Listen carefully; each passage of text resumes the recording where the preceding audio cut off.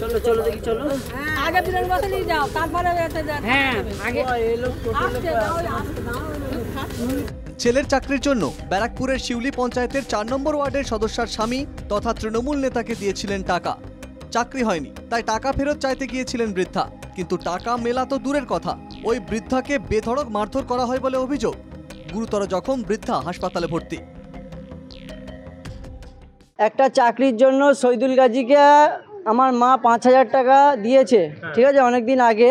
আমার মা শহীদুল গাজীকে জানাতে গিয়েছে, শহীদুল গাজী আমার মাকে ধরে ওইরকম মেরেছে, আমার মার বিভিন্ন গোপনীয় জায়গায়ও মেরেছে, লাথি ঘুষি সবই মেরেছে।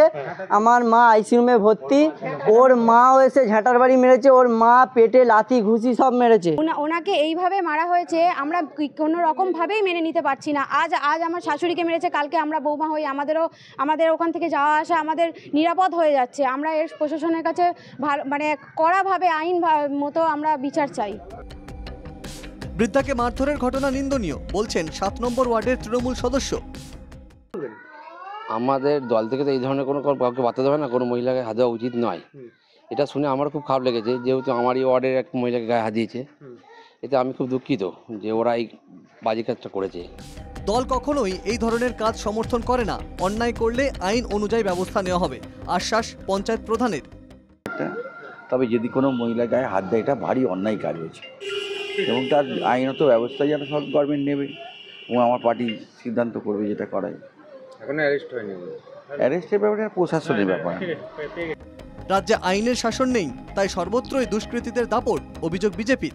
যত অন্যায় হোক, যত অপরাধী হোক, তাদের কোনো শাস্তি, কোনো সাজা হবে না, কারণ তাদের দিয়েই মাননীয় মুখ্যমন্ত্রী মমতা ব্যানার্জি ভোট লুট করায় এবং ক্ষমতায় টিকে থাকছে বছর বছর।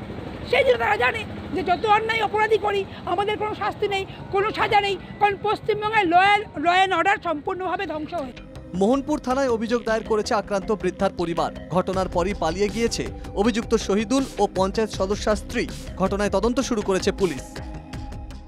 এ বিষয়ে মোহনপুর থানায় অভিযোগ দায়ের করা হয়েছে।